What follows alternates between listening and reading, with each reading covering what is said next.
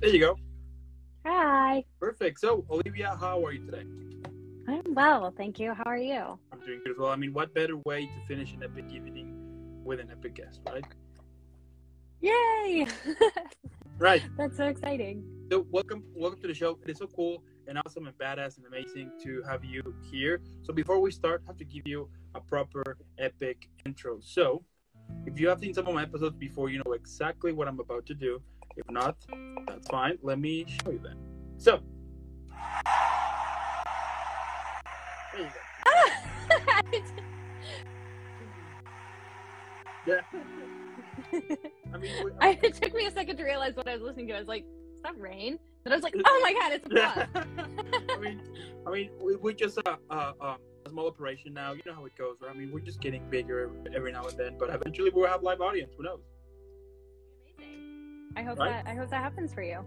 That would be epic. Now, starting with the whole interview now, tell me how your acting career started. Well, if my dad were here, I think that he would tell you it started when I was about 3 years old, and he caught me at his friend's house singing Part of Your World on the toilet. And he, I was 3 years old at the time, and I was like, hey, Dad, I have to go to the bathroom. And he was like, okay, yeah, sure, whatever, it's down the hall. And all of a sudden, just from the bathroom, he hears, I want to be where the people are. And he was like, oh my God. We still laugh about the story to this day. But then what's funny about it was his friends who it was their house. They're like, Bo, shut up. She's good. And my dad was like, what? And he was like, huh, okay, sure. We'll roll with that. So that's kind of the inside family joke. But no, I would say that I realized I wanted to be an actor when I got to play the role of Anne of Green Gables my sophomore year of high school. Okay. And yeah, I mean, I didn't understand what a character study was at the time, but I read the book, I read the script. I kind of did all the things that you're taught to do in a class, and I just did them because it was summer and I was bored, and I loved it. I thought it was like the most thrilling thing I'd ever gotten to do. So I would say that. That is such an epic and cool story, by the way. So yeah, it's so interesting that it just takes like those moments to just connect basically a career. You know what I mean? Yeah, absolutely. That's epic. Now, before we continue, can you give me just 1 second so I can? I have a puppy here, but he was playing with his ball, but then the ball is under the bed now, and he's all green, all kind of angry. So just 1 second. So yeah, no problem. Super quick. So.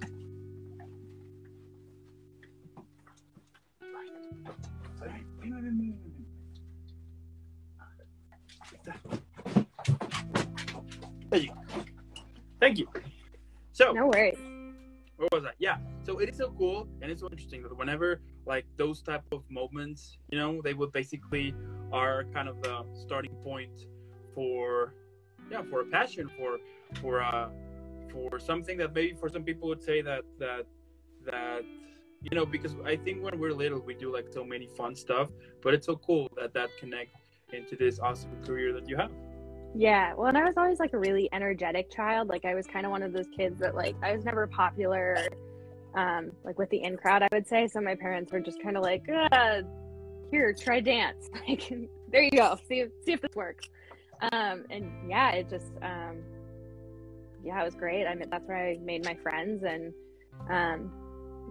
from there I auditioned for musicals in high school, and that's how I got into doing Anne of Green Gables. I was just in high school and looking to get involved. Just weird how things kind of happen as they're supposed to, I guess. Totally. So let's talk about your career on theater. So you were in Nice Work If You Can Get It and She Loves Me. Tell me, were those some of your first projects, and what are some of the things that you learned from those experiences? So this is actually really interesting because today is 5 years ago to the day, December 1st. I had my first professional experience working with the Oklahoma City Philharmonic. Okay. I went to college for musical theater at the Weizenhofer School of Musical Theater at the University of Oklahoma. That's a mouthful. And I got my Bachelor of Fine Arts there. Boomer Sooner, woo! So every Christmas they did a Christmas show. So I was a sophomore. Her name was Kelly O'Hara. She was the guest star that year, because basically the Christmas show is what they try to do is they try to do. Are you familiar with the Radio City Christmas Spectacular with the Rockettes? No. Okay, so basically it's like a huge Christmas extravaganza that they do in New York City around the holidays. So basically we do the same thing in Oklahoma City with the OKC Philharmonic. Okay. So I ended up getting cast and featured to perform with Kelly O'Hara, who is my idol. Like, she's incredible. Like, she's amazing. I love her. And I got to, that show was crazy. I had to be a tap dancing Santa, where we did like a Rockette high, like kick line kind of thing. Yeah. And then I had to do like an Andrew Sister trio. But the moment that was really, really cool was in Act 1, I got to be featured with Kelly O'Hara because she sang Wonderful Guy. And we twisted it so it was Christmassy, and she was singing about Santa Claus. Like she was Mrs. Claus and she was singing it about Santa. But I got to be featured with her in it. They wrote a script so that way I was like kind of like the naive young one. And there were these two girls who were like, love isn't real, blah. And I was like, no, it's real. And like, so I got to like have this moment with Kelly O'Hara where she's singing to me about her love, Santa, which is so silly. But yeah, that was 5 years ago to the day. That is so cool. Yeah, so that was my first professional job, my first paying job. 5 years ago to the day. Oklahoma City Philharmonic Christmas show with Kelly O'Hara. That is amazing. So we're basically kind of celebrating, right? I know, it's crazy. I just posted about it on my Instagram. I was like, this is wild. Like, I was like, yeah. Wow, 5 years ago to the day. That's crazy. And obviously, we had a featured dancer, obviously from New York as well. His name is Corey Lingner, and he and I are still super close friends. Like, we remain in touch. Like, if he comes out here, he always reaches out to me and is like, "Hey, want to go to Disneyland?" So it's really funny. Like, you know, I made lifelong friends from that show in Oklahoma City 5 years ago. That is so cool. Yeah, I know, crazy. Yeah. But to answer your question, yeah, that was like my first regional job, I would say, was, nice work if you can get it, and she loves me. I got to work with Robert Westenberg, who, he was the original Prince and Cinderella's Prince and Into the Woods on Broadway with Stephen Sondheim. He just passed away. Rest in peace, Stephen Sondheim. Thank you for all of your work. So I got to work with him. He was my director, and she loves me. And then I got to work with another girl who was, and she loves me. She was our lead. She played Amalia. She ended up booking Carousel on Broadway. She was the understudy for the lead, actually, that fall. So it's crazy because we were like, oh my God, we were all just working with her. And then we did Nice Work If You Can Get It with a woman who directed us, is named Jessica Ryan. She owns a nonprofit called Broadway Unlocked, which is all about singing and raising money for victims of, don't quote me on this, but I believe it's sexual assault. So she's using the craft and the art for a really great cause. Check it out if you get a chance to. It's Broadway Unlocked. And she's wonderful. And then also the guy who was our lead in Nice Work If You Can Get It, he ended up booking Bronx Tale that fall on Broadway as well. So it's crazy because like it was kind of a small, it's just a regional show. But we had a lot of people come out of there that were a couple of people that come out of there that ended up booking really big projects. Yeah. So it was a great time. Yeah, absolutely. So epic. Yeah, I know, crazy. Well, and speaking of experiences that, you get really upset about at the time, but they end up kind of placing you where you need to be. I was really upset because I wanted to book like the really big houses, the really big theaters that would give me my equity card. And, I ended up with this small regional outdoor theater. And, I was really upset about it because I wanted the big theater. I wanted the glitz and I wanted the equity card. And what's crazy is, so number one, I made my lifelong friends from this theater company in Missouri. One of my best friends I met doing the theater company. And then also I got my first film job through one of the directors as well. So kind of how I ended up in LA was Kurt getting me a film job. So that was kind of crazy and really interesting. So that is awesome. Wow. Yeah. So I mean, it's such an epic start, I have to say. Thank you. I appreciate that. So cool. Yeah, at the time, it is what it is, but I appreciate that. So thank you. Yeah, absolutely. I mean, and we're just starting. So so cool. But now for those plays I just mentioned, you were the dance captain. So tell me, I was the dance captain. So tell me, what do you like the most about dancing? But also, how you usually get ready before going on stage. I mean, do you have let's say a called ritual or a thing that you always do? Tell me about it. Okay, so it was really interesting because She Loves Me is not a dance show. There's one dance number, and it's the Act 1 finale called Romantic Atmosphere, I think is what it's called. I can picture my friend Noah singing the song, and I want to say it's called Romantic Atmosphere. But otherwise, the show's not a dance show. It's very, it's singing heavy, it's acting heavy. So we had a choreographer. Okay. But he was basically like, hey, so I want you to have a solo here. Can you just choreograph it? And I was like, come again?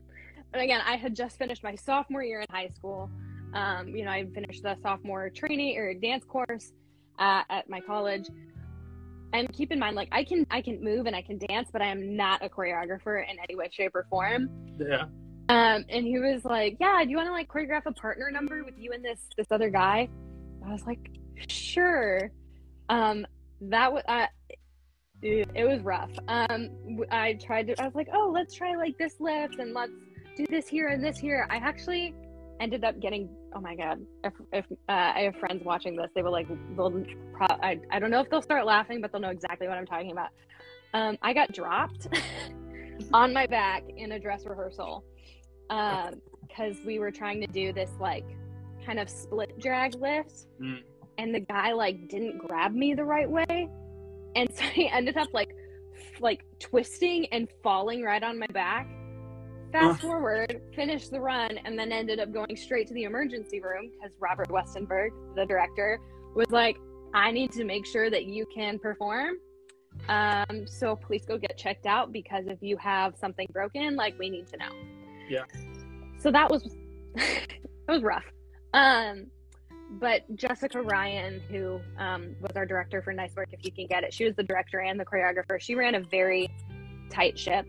So there was no questions, there was no dropping, there was no just trying to make up your own choreography. It was very much here's the choreography, and she made me take very detailed notes.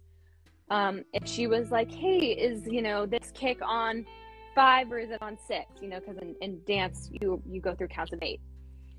I mean, I had to know. If I didn't know, she'd be like, what am I what is your job for? What are you doing?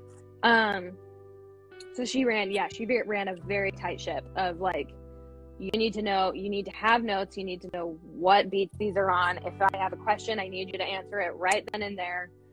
So it was a lot of work. She kicked my butt. I will be the first to tell you that she kicked my butt. But it was also very rewarding because then when the numbers were clean and they were beautiful on opening night, it was I did that. I was the one cleaning those numbers when she was working with the leads, so it was very challenging, but it was also very rewarding. So wow.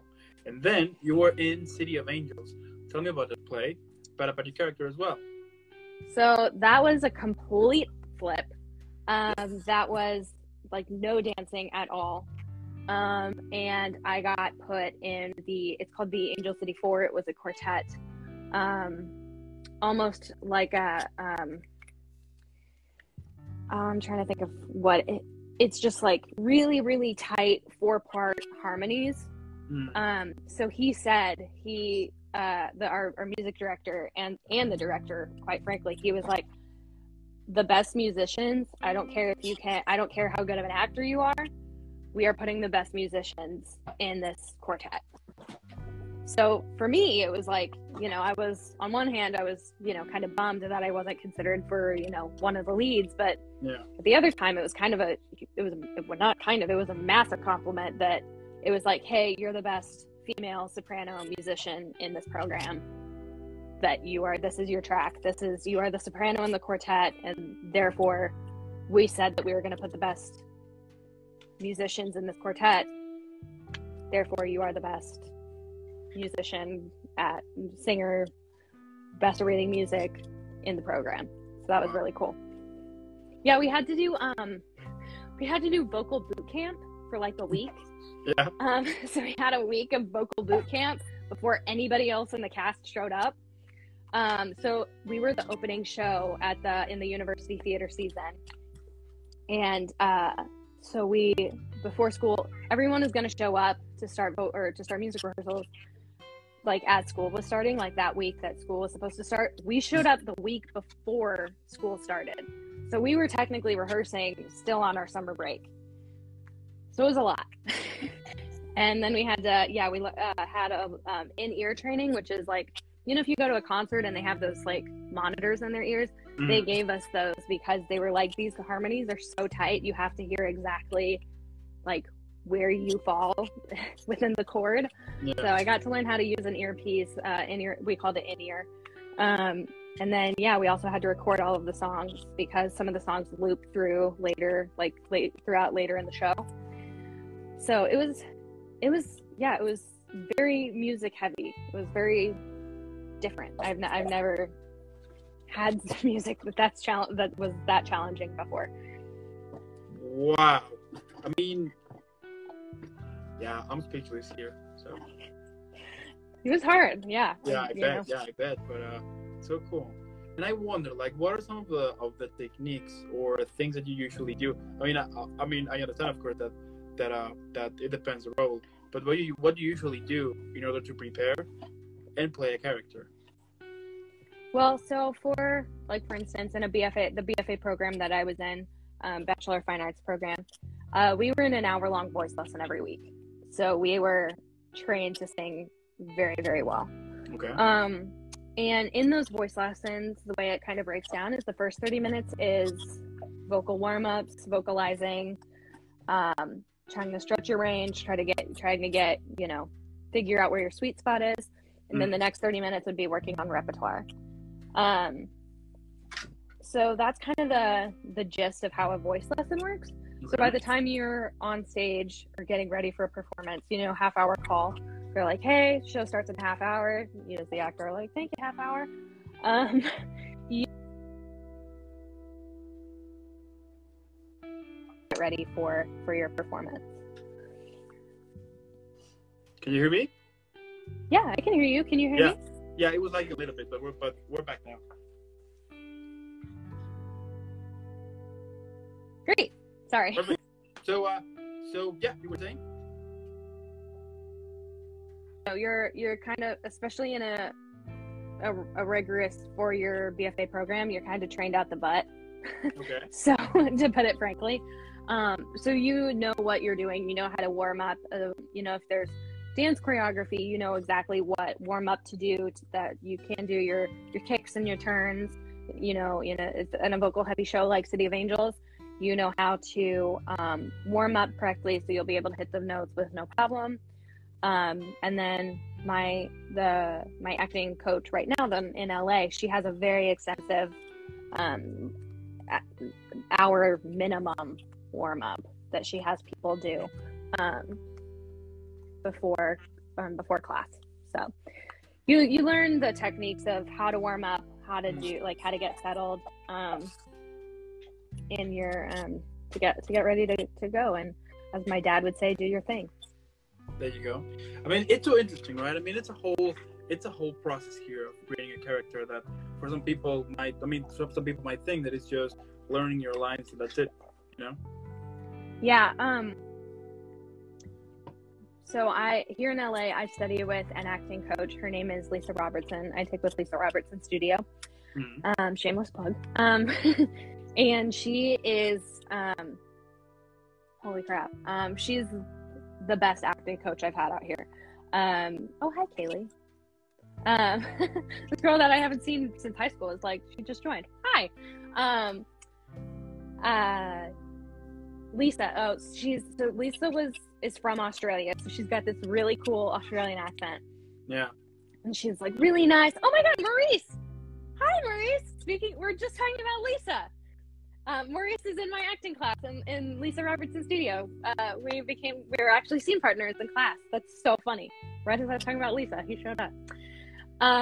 Yeah, so she's got this really cool Australian accent. But she will kick your ass. Like she is. Yes. So speaking of Maurice, he's here. She assigned us a scene from Cherry, which is the Tom Holland movie that was put on Apple TV Plus. Don't know if you've seen it. It's about a guy who he joins the army, goes off to Iraq, comes back. He has PTSD, and he accidentally gets hooked on opiates because he goes to see a doctor and he's like, I can't sleep, I'm waking up screaming. The doctor puts him on opiates, he becomes a heroin addict, and he kind of drags his girlfriend through the whole shit show essentially. And Maurice and I are like, oh, we got this, and we showed up to do this scene and Lisa ripped us a new one. Like she's been very, very kind and very, very great to me. I will say, as an actor in LA, it's always she says this, she's like, if you're emerging or you're starting out, you need to have at least one person or a handful of people that really believe in your talent and really want to nurture your talent. For me, that's somebody like Lisa. In like my second or third class, she kind of pulled me aside and she was like, where are you? And I was like, Los Angeles. And she was like, no, where are you? Like in your career. And I was like, I kind of, told the sob story of how I had an agency and was dropped during COVID, during the pandemic. And she was just lovely. And she was like, she said to me, well, you have this beautiful, like, natural ability where I don't really feel like you're performing. I feel like I'm watching you like you would be in life. So I was like, oh, cool. Well, then I kind of got cocky and I was like, I'm so good.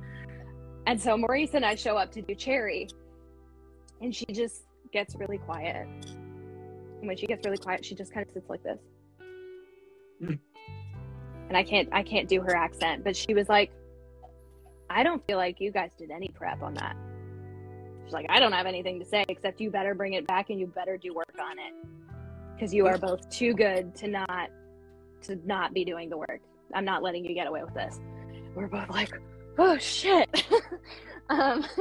So yeah, I mean, we both, I went to a Kinko's, I printed out that script. One of the things that Lisa talks about in her script analysis class is that you need to underline everything that your character says about yourself, and then everything the other characters say about yourself. So I combed through that script, and I don't even know what else we did. But we just, we talked to our friend Remy, and because Remy studied foreign policy in college. So he was like, okay, this is what the Iraq war was like. This is what was happening in, 2004. We were at the beginning of an age of technology that was very new. And so we kind of started to learn what the time was, how does one get hooked on heroin, and then, what do I say about myself? What do others say about myself? Or Maurice just commented, we did improv sessions, worked with Remy, and did Q&As. Yeah, so we basically did Q&As where we, Maurice would ask me a question and I would answer as Emily, which was the character that I was reading in class. So, you know, he would say like, you know, what are you studying in college? And I would say like, oh, I'm studying women's rights, or I don't know, that's something off the top of my head. And then I would say to him, why did you decide to join the Army or something? I'm going off the top of my brain. And he would be like, oh, well, you know, I flunked out of college and I felt like everything was hopeless, and I didn't really have anywhere to go. So I just thought the Army was a good place for me while I figured stuff, you know, it's that the Q&As are where you can, it's for a lot of behavior, like character behavior. But it's also, it gives you information about like, oh, this is like, you know, how the character thinks as well. Mm-hmm. So that was really fun and interesting and difficult. But I've never done work that was that difficult before, I would say. 'Cause again, I was kind of like, you know, I saw a script and I was like, how would, you know, Liv play this, you know, like I don't like be a real person, because I had an acting coach in college that, you know, everyone would come in with their objectives and their super objectives and their tactics, and then she would go, can you just be a fucking human? Like, what are you doing? And I was just like, yeah, that's what, you know, she's right. Like we're overthinking this. But then there's a difference between overthinking it and being lazy. And I was being lazy. So Lisa called me on my BS, and it's amazing because also I loved school, and it kind of makes me feel like I have homework a little bit, and like I'm back to being studious and studying. So that's a very long-winded answer to how do you prepare for a character. You know, it's not just reading lines on a page, it's where is this character coming from? What does this character say about themselves? What do other people say about themselves? What is the time frame? What is the socioeconomic background? You know, what is, you know, what's the technology? Again, if you're hitting before the technology boom, you know, do they know how to use technology? You know, what is this new to them? Yeah, absolutely. And that is also one of the reasons why a character can become a relatable one. You know what I mean? When you put like work on it, you investigate about the topic that the character lives in, let's say. Yeah. I think that's what makes a character a relatable one. And when you get that, then when you create that connection, I think it's when you got it. You know? Yeah. Well, and Maurice just said we find more expansive humans within us. You know, so I think, and Lisa talks about that. I think we touch on the mysterious. We touch on the human experience that we're all a part of. You know, we're all interconnected. So you might touch on something that you didn't know, you know, triggered you, or you didn't know that you had a connection to, which I think is why we get in this industry in the first place, is we love stories and we love relating to others and hearing other stories. And I think that's kind of why we get in this business in the first place. Yeah, that's true. That's amazing. I mean, I bet that it was frustrating maybe at some point, but the fact that the fact is that once you once you realize that you needed that kind of learning experience and someone to guide you, you know? Mm-hmm. Yeah.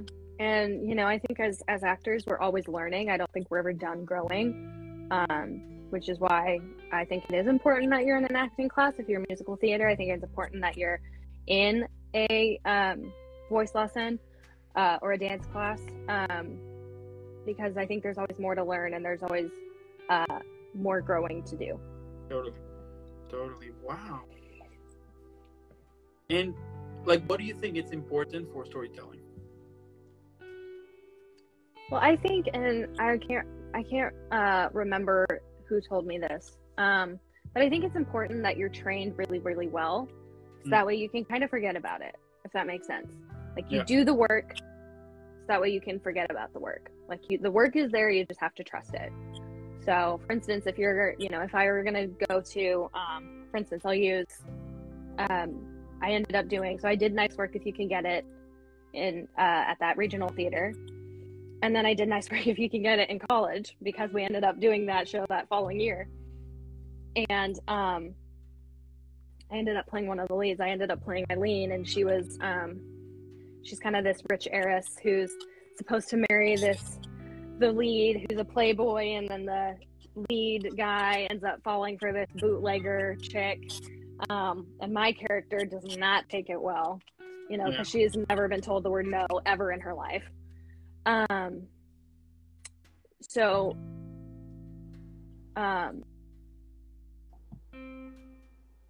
it's set in the 20s. So what does the 20s look like? How do they talk? How do they walk? What's different? If she's rich, she's probably had a governess or a nanny and a private school. If they even, private schooling. She probably went to an all girls school, because I don't think schools were intermingled at that time. It's prohibition. So does she drink or does she not drink? Yeah. So all these things that you can learn, it's almost like you're building a life. And so then it's like, how does she sing? Does she sing? Does she belt? Or is she more of like a Kristen Chenoweth, like preppy soprano?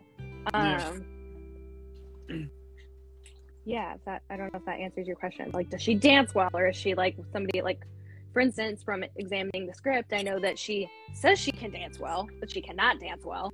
Yeah. So then anytime I would have to dance, it was like this bizarre modern movement, because she's like the founder of modern dance, and the joke is that she's a terrible dancer. She cannot dance. Sorry, I hope that answers your question. I don't know. Yep. I kind of went off the tangent there, or off on. No, but it's cool. It's cool. I love it. Wow. Now, you were also in, Nice Work If You Can Get It, Mamma Mia, Hello Dolly. Tell me about those plays, but also, like, what are some of the best moments that you can remember from those experiences? Okay, well, Mamma Mia is just a freaking blast.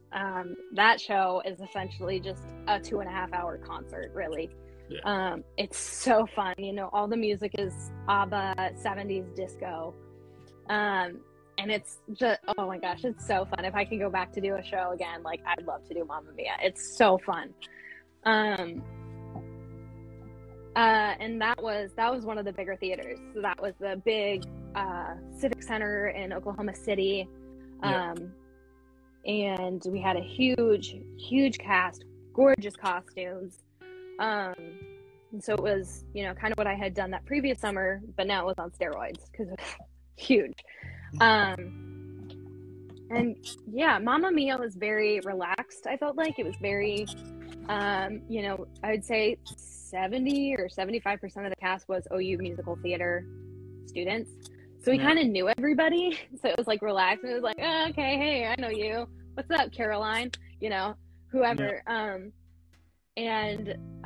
But then Hello Dolly, which was actually before Mamma Mia, it was the show before, was very different. It was very, it's a Jerry Herman show, so it's very like button up. It's set in the early 1900s, turn of the century, New York City. So it was, I wouldn't say it was high stress, but it was not as relaxed. It was not as fun. The music is a lot harder. I would say that show was probably the most vocally challenging. They put me on as the soprano, one of the soprano ones. And I had to sing, I want to say it was high D or high E's every night. Which I don't know if you know anything about music, but that's really freaking high. And, do, 6 shows a week, and then go and rehearse Mamma Mia during the day to do the show at night. I was just vocally worn out.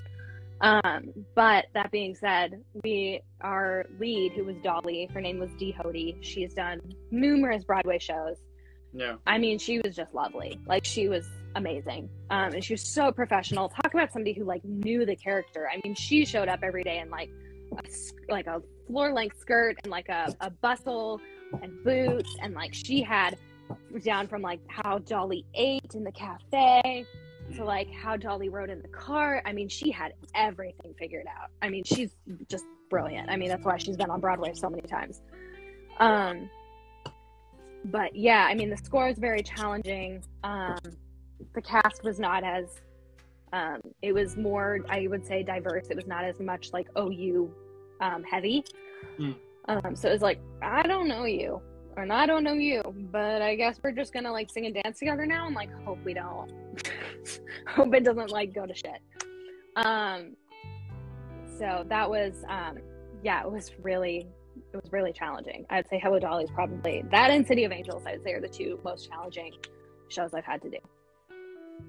That is amazing, Olivia. I mean, what can I say? I mean, oh, bye, Maurice. Love you. That's so epic. I mean, and also, I think it's really cool that for example, with Mamma Mia, that the audience will sing along at some point. Oh, yeah. Oh, yeah. They have, so you do the curtain call, right? Which is the end of the show. Yeah. It was like a concert. Like, we left the stage and we came back on to do 3 encore numbers. Like, it was, I'm not kidding. It was like a legit concert. And I will say that for Mamma Mia, the director and costume design, stiletto ballroom heels. So we were like jumping and doing 70s disco moves, like in massive high heels. I was like, I hope I don't break an ankle. Like, this is a recipe for disaster. But it was so fun. I mean, yeah, my family, like for instance, my brother does not like, you know, if you were to say, hey, Nolan, go see, I don't know, I'm trying to think of like a very artsy show. Like, go see, do you want to go see Natasha Pierre in The Great Comet of 1812? He'd be like, what? No. But he plays, like, I'll catch him watching Mamma Mia, like, all the time. Like, he loves it, you know, because it's so poppy. It's so pop culture. It's not your typical musical. It's so fun. It's like, again, it's like a concert. Yeah, absolutely. That is kind of the best. That's just amazing. I mean, I bet that the whole energy and the vibe and everything is just awesome. It's so fun. If anybody gets to do like a jukebox musical, you know, now there's a show on Broadway with that's a musical about the Temptations. You know, Jersey Boys is about Frankie Valli and the Four Seasons. Rock of Ages is 80s hair band music. You know, any show like that where it's kind of a pop score. I hope that you get to do at least, like, as a performer, like, you know, people get to do at least one of those in their lifetime because they're just so fun. Absolutely. That is so cool. Wow. I love it. That's amazing. Yeah. That's really, really cool. Now, again, before we continue, this puppy is killing me. I mean, You're good. Let me just put him out of my room. Let me just grab his ball when he plays. Give me 1 second. He's like, pay attention to me. I mean, he's like super hyperactive today, you know? It's okay, so am I. If I don't get my run in, I'm screwed.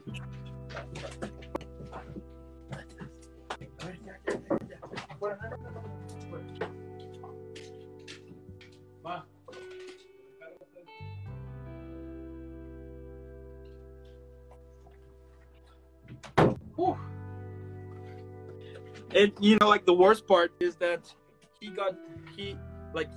was stuck under the bed, so that's why he was like kind of crying because he couldn't get out.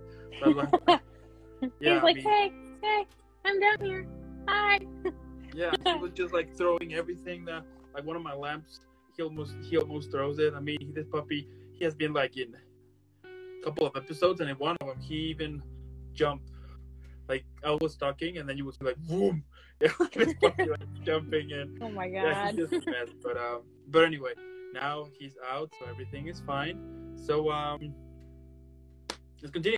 So back with the whole Mamma Mia experience. I mean, it is really cool, and to be honest, so amazing. I mean, the whole vibe. I bet that when you are singing, and then you see the crowd singing along, and everybody. I mean, like lights going, disco balls. Yeah. I think, like, the whole vibe, it's like, I mean, I would assume that it's into this very happy place, you know? Absolutely. And I think that's, again, I think that's also why, well, I think as a performer or an actor, dancer, singer, I think like at the end of the day, you have to love it because it's a really hard industry. So, you know, those moments where it's just pure joy, you and the audience are having a moment together. You know, that's why we do it. And Totally. I think you have to have that if you're really gonna go for this, because otherwise it's just too hard. You need to have those moments of like, heck yeah, this is why I love this. You have to have those moments, or else it's really hard. It's really difficult. Absolutely. Now, so you also sing, but I do. Like, what do you like the most about singing? How you usually prepare, and what's your inspiration? So I was actually classically trained in opera. My voice teacher in high school was in the Metropolitan Opera, and she studied at Juilliard. So I am a classically trained soprano. And that's kind of where I'm comfortable at. But I also can do a little bit of belts and some mix and do some pop. And recently I started training with Liz Kaplan Vocal Studios. I study with her assistant, Fernanda. She's lovely.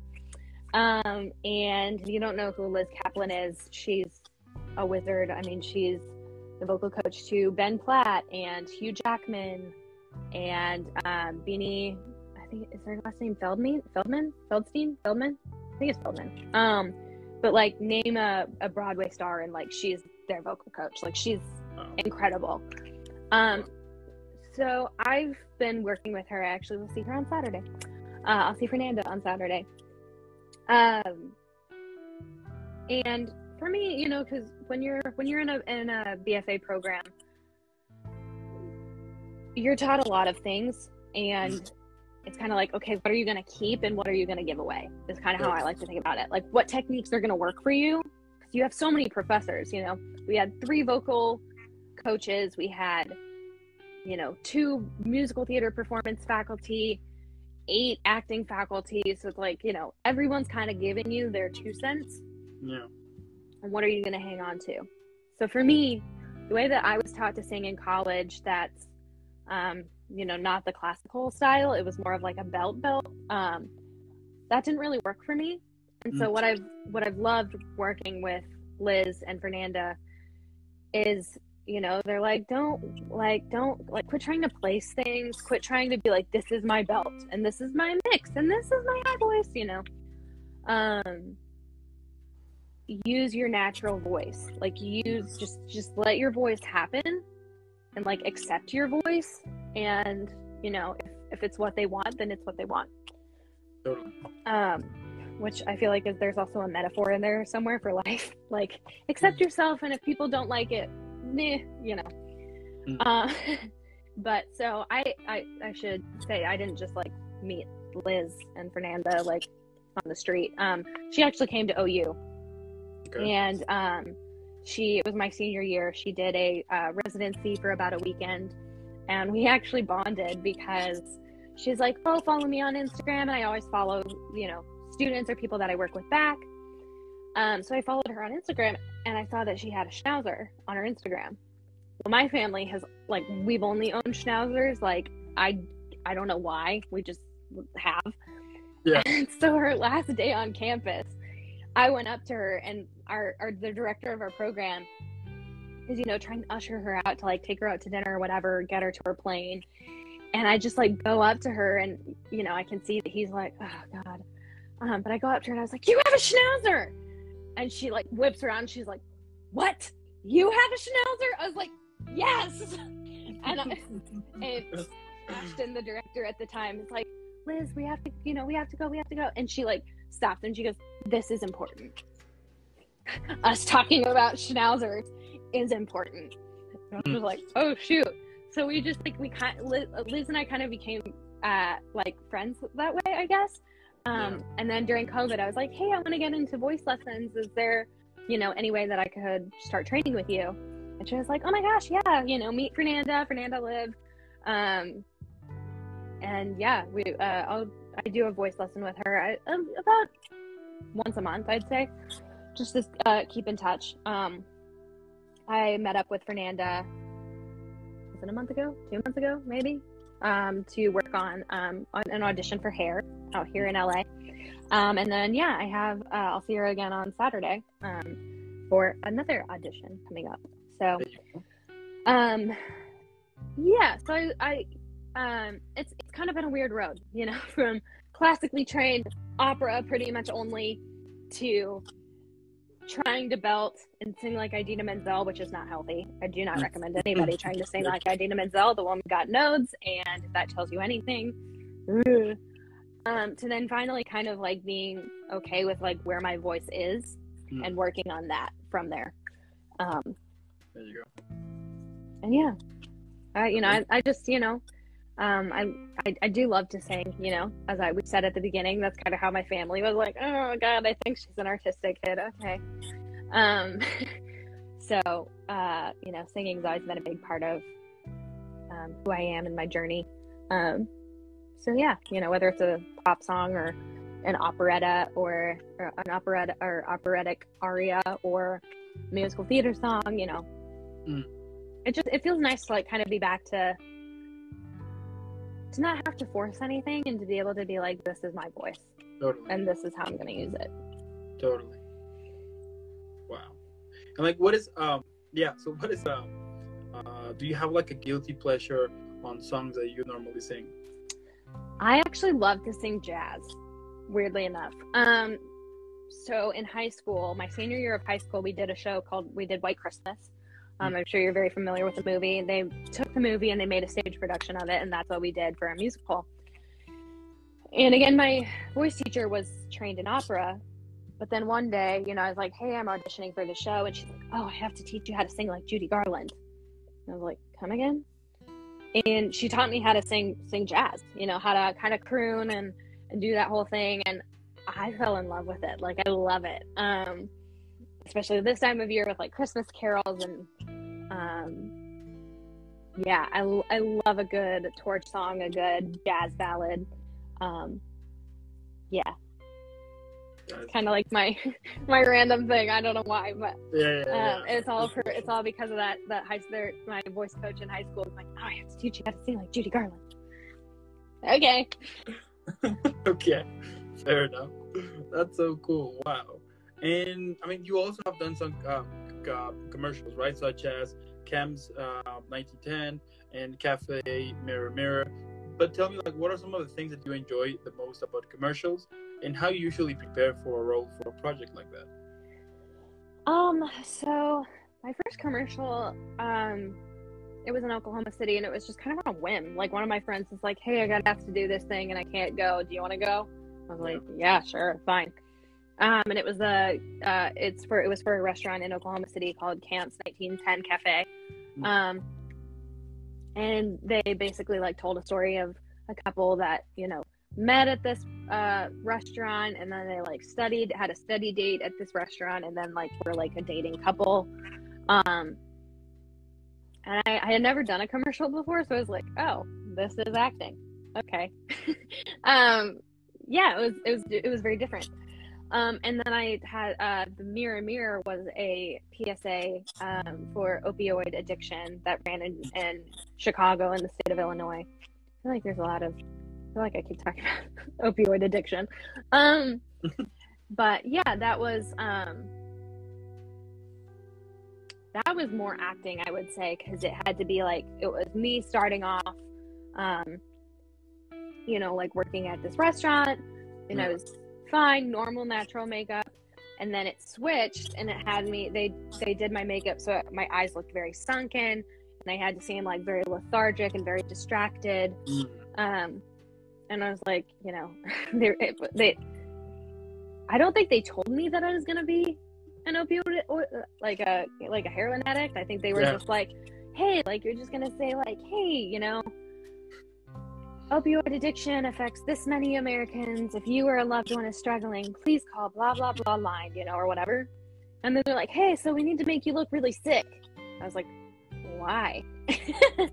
And so I was like, I had no idea. I'm not on heroin or opioids or anything. So I was like, how do I do this? And you just kind of get thrown into it. And so that's when I guess your improv skills take over, and you're just like, okay, well, it says I'm like lethargic and my eyes, I look sick. So I guess I'll just like try to like walk around like I'm in a haze, I guess. Okay.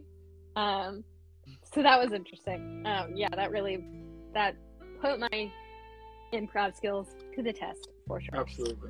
Absolutely. Wow. But the other one was fun. It was just a friend of mine from college, and I think we had to like kiss and then read books together and eat cupcakes. It was really easy. It was a lot more. It was way easier compared to the other one. Yeah, totally. Wow. Now, you were in Murder Me Famous episode 704 also. Mm-hmm. So that was for a TV show, right? But then for films, you were in Bed with a Killer, Vincent's Vow, Johnny Renegade, Innocent Kids, The Turkey Bow, Sleeping in Plastic, The Last Exorcist. I mean, the list goes on. But tell me about those projects, but also like in general, what do you like the most about acting? There's actually another credit that I should add that I got to do actually during COVID was I got to have a small role in a movie called Monstrous, which is starring Christina Ricci, aka Wednesday Addams, which that really shows that this town is kind of like who you know, because I knew the producer just because there's a bar down the street, and I'm friends with the owner and a couple of other guys over there, and he was friends with one of the guys that I'm friends with, and he introduced himself to me.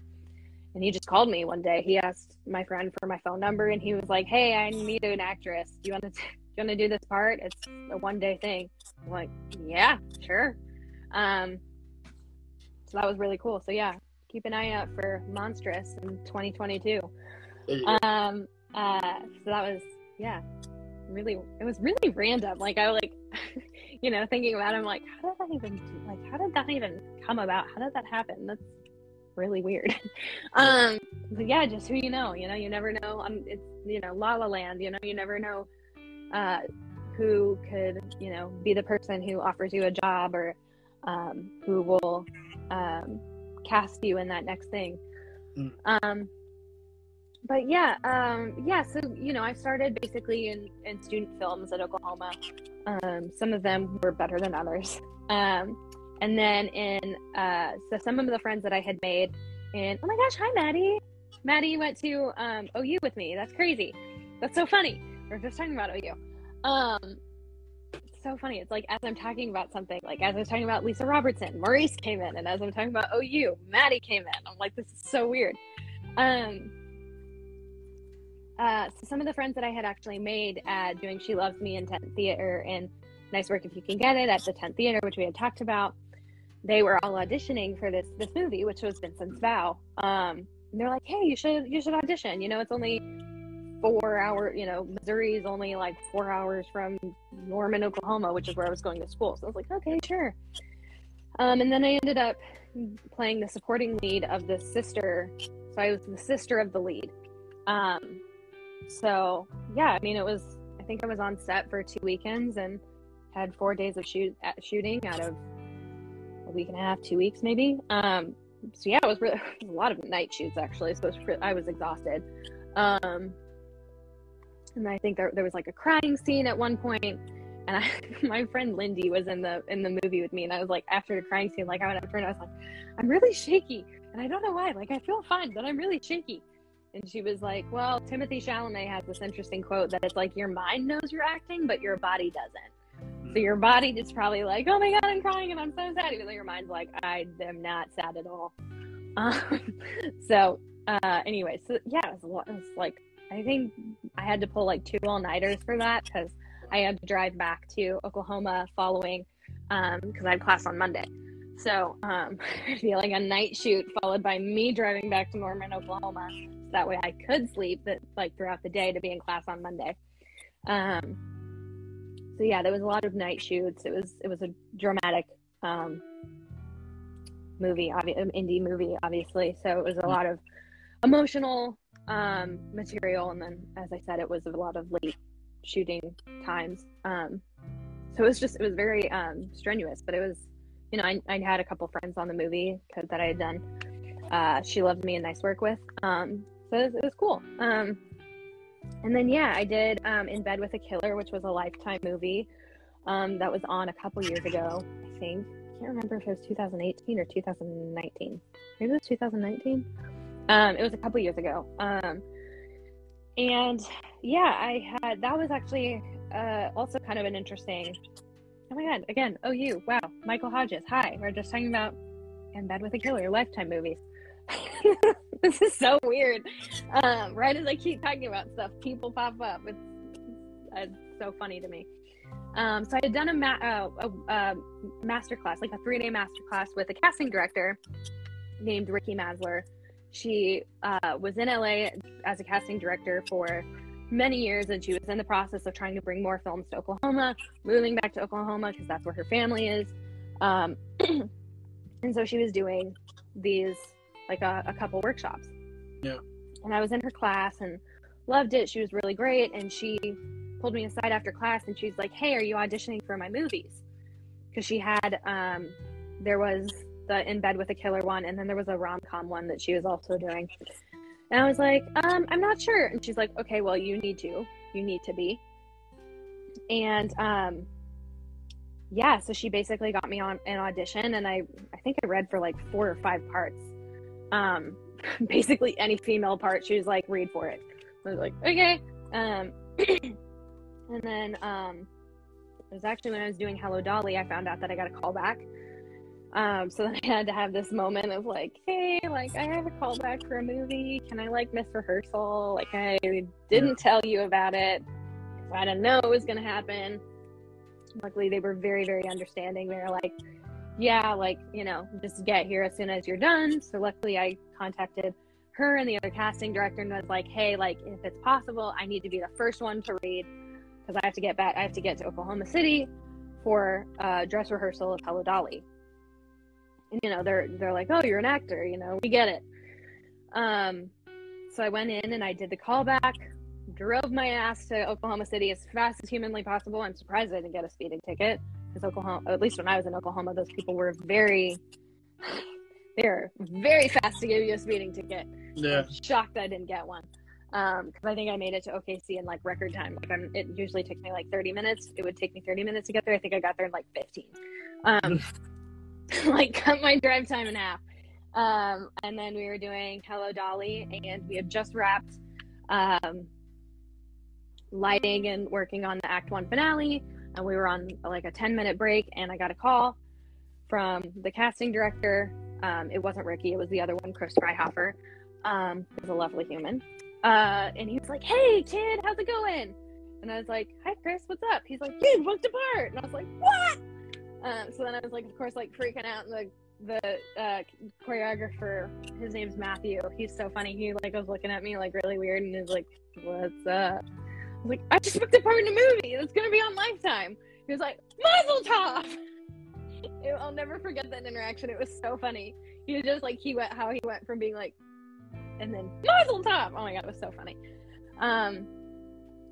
But yeah, so then that summer was a really busy summer for me because I did Hello Dolly, and then I started Mamma Mia. It was actually my day off of Mamma Mia that I ended up getting called to shoot for this Lifetime movie, and then we went straight into dress rehearsal for Mamma Mia. So that was a really busy, I forgot how busy that summer was for me. So yeah, I ended up doing 2 musicals and a movie, all in Oklahoma. So boomer sooner. Yeah. How cool. Now, if you could describe your career at the moment, but on a movie, TV show, or even a book, why not? What would be the title of it? Oh geez, what would be the title of it? Oh god. Well, a former manager of mine said something that was really interesting. His name was Abe. His name is Abe. He's still alive. I shouldn't say was. He's not dead. And he said something very interesting where he said, stay in line. And that's always stuck with me. Because, you know, this is a town of waiting in line, you know, you're waiting in line to, you know, when you move here, you get in line, you know, and, you know, all the actors and actresses that have been here for 5, 10, 15 years before you, hoping for a part, auditioning for roles, you know, hitting the pavement every day, reaching out to agents and managers and casting directors. And, you know, me just moving here in 2019, I think it was, I'm at the end of the line. Like, I just moved here. There's no reason why anybody should know who I am. So he said, stay in line. Because especially, you know, look at COVID. Yeah. So many people left Los Angeles. You stay in line. and you hope that, you know, you kind of like, you slowly start to move up the line. And that's just really stuck with me, because even on really hard days when it's like, oh, I want to like throw in the towel and I want to be done, you know, I just, you know, this is such a challenging life, and is it worth it at the end? You know, at the end of the day, is it worth it? You know, there's just, I hear Abe's little voice in my brain going, stay in line. And I think it's kind of like, you know, all good things come to those who wait. I think it's kind of similar to that. Yeah. And yeah, you know, you just gotta wait it out, have patience, have faith. It's easier said than done, trust me. But yeah, stay in line. And would it be a movie, TV show, or book? Let's say TV show. I think that'd be fun. I think that'd be interesting. Also, just because like television is like, I just, television is incredible right now. You know, you look at shows like Queen's Gambit, you look at shows like Succession. They're basically like 10-hour-long movies. Like, they're so in depth. There's so much content to comb through, that it's incredible. And like, you know, you can cover so much more ground than you can in movies now. Whereas before, you know, you look at a show like Friends and it's, you know, I'd say it's like 80% fluff. And then, you know, you talk about like some issues, you know, like Rachel gets pregnant and, you know, who's the father, you know, and it's like, oh, okay, like, you know, that's stressful, you know, for anybody who has that experience, that's very stressful. But otherwise it's, you know, Chandler and Joey, they make us laugh. But now it's like, you should look at a show like Succession. And I don't know if you watch it, I don't know about you, but I can only get through like one episode a night. Like, it's so in depth, it's so dense. Because there are all these different arcs going and they're all trying to fight for a piece of the pie, and it's almost Shakespearean. Like, it's almost like, you know, it reminds me of King Lear, if you've ever read King Lear. It's just, there's so much there's just so much to the show, if that makes sense, than I think there ever was before in television. Yeah, that is awesome. Then if at some point, I mean, since Netflix is basically doing shows about everything, who knows? Maybe at some point you will get your own show. Yeah, cool. Fingers crossed. Just like I hope you get your own show with a live audience. There you go. Now, if you could describe also your career, but on a drink, which one would you pick? On a drink? Well, when I go to a bar, and my friends all roll their eyes at me when I order this because I'm high maintenance, I always get a French 75, which is gin with lemon juice and simple syrup, and then you top it off with champagne or prosecco. So, you know, I would say that's kind of me. You know, you got the bitterness of the lemon, but it's bubbly and it's fun, and at the end of the day, it's, you know, you cut the salty, or you cut the bitter with the sweet, and at the end of the day, it's all for the best. So yeah, and you want another one? And you want me to do another one? No, meaning that you will drink that and then you will want another one, you know? Oh, exactly. Oh yeah, you never just get one drink. If you do, wow, good for you. Teach me your ways, please. Yeah, no, exactly. You always get, and it's really funny because actually, like, it's kind of an unknown drink. If I get it at a bar, some people are like, "What is that?" I'm like, "Do you want to try it?" And then they try it and they're like, "This is really good. I want to get one of these."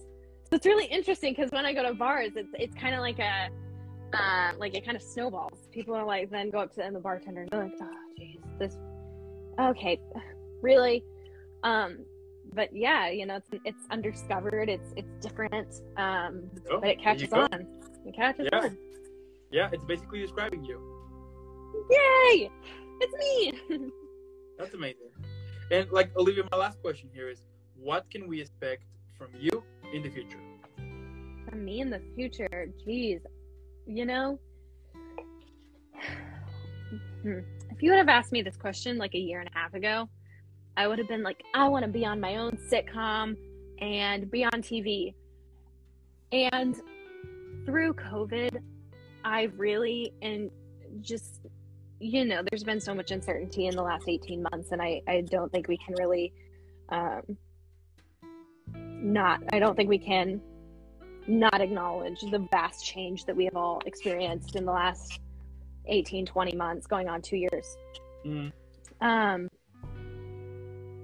You know, I I'm trying to accept what comes my way, not force anything, not be desperate, you know, but be really proactive in my training, you know, with Lisa, with Liz and Fernanda, and, you know, submit and yeah, just wake up every day and really do my best. Obviously, like, I would love to do more theater out here since that is my background.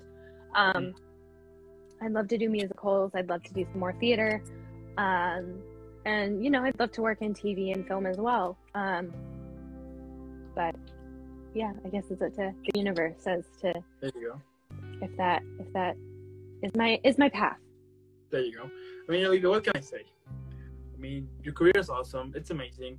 I mean, I can't wait to see more of it. And I'm super sure that at some point, yeah, I mean, at some point we're gonna see you in more stuff here and there. I mean, and I've said it also in some of my episodes that for those who are honest in their craft and in what they do, eventually great things come to them, you know. And the fact that you are pushing it, that you just recently moved to LA and being part of this whole community and staying in line, I'm sure that eventually that line, you're gonna be first in that line, and then we're gonna see you everywhere. You know? Oh my gosh, Abe will be. I'll have to tell Abe that you just said you're in line. And I'm like, oh my god, this metaphor keeps progressing. Like, the more people keep hearing about the stay in line metaphor, but I mean, it's real, you know. You got to stay in line, you got to stay patient, and one day, you know, opportunity might just come knocking. So exactly. So keep pushing it, keep do what you do, because you're doing it perfectly, and yeah, it's inspiring. Your story is inspiring. All of the things that you have, that you have come through to go to this point in which you are right now. It's amazing. It's inspiring, and I'm sure that everyone who is listening to this right now or watching it later on YouTube or on Spotify and Apple Music, it's gonna be inspired like this. You know what I mean? I hope so. If nothing else, I hope that I can inspire others to be their best. There you go. And also want to thank those who are watching. If you're watching this later on YouTube or listening to this later on Spotify and Apple Music, make sure that you're following Olivia and all of her social media. Only what I would say is for you to put pause, then hydrate, then leave a like, subscribe, follow super quick, then go follow Olivia, leave a million likes, spread the word. I mean, share content. I mean, let's make sure that the whole world knows about this talented actress. And also, if it is birthday, happy birthday. If it is a good day for you, keep having it. I hope that this video also inspires you to continue having an amazing day. And Olivia, again, thank you so much. Before I send you off, I need to send you off properly in an epic, badass way. So.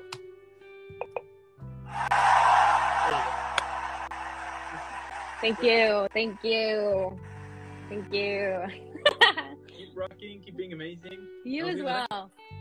Awesome. Thank you so much for having me. This was so fun. Bye. Bye. Bye.